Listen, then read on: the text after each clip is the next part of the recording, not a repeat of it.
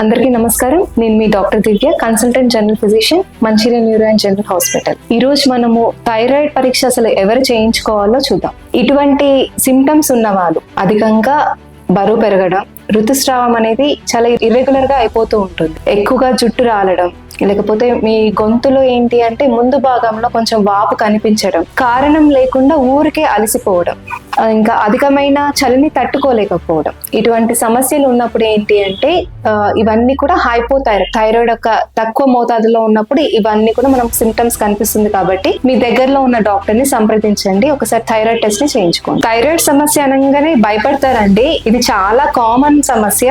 ఇప్పుడు మనం ప్రపంచంలో చూసుకుంటే 100 మందికి 15కి పైగా ఈ సమస్య అనేది ఉంటుంది, హైపోథైరాయిడిజం అనేది. అండ్ ఇంకొకటి ఏంటి అంటే డోస్ పెంచినా కూడా భయపడుతూ ఉంటారు. మీరు చూసుకోవాల్సింది డోస్ తక్కువనా ఎక్కువనా కాదు, మీ శరీరంలో కరెక్ట్ మోతాదులో హార్మోన్ ఉందా లేదా అని మాత్రమే మనం చూసుకుంటాం. ఈ థైరాయిడ్ ఒక డోస్ ఎలా నిర్ధారిస్తాము అంటే పేషెంట్ ఒక సిమ్టమ్స్ ని బట్టి, వాళ్ళ బరువుని బట్టి అనేది నిర్ధారిస్తామండి. ఇటువంటి సమస్యలు ఉన్న వాళ్ళు ఏంటంటే థైరాయిడ్ పరీక్ష చేయించుకోమని సలహా ఇస్తాము. మీ దగ్గరలో ఉన్న డాక్టర్ ని సంప్రదించండి, ఒకసారి థైరాయిడ్ టెస్ట్ ని చేయించుకోండి. Thank you.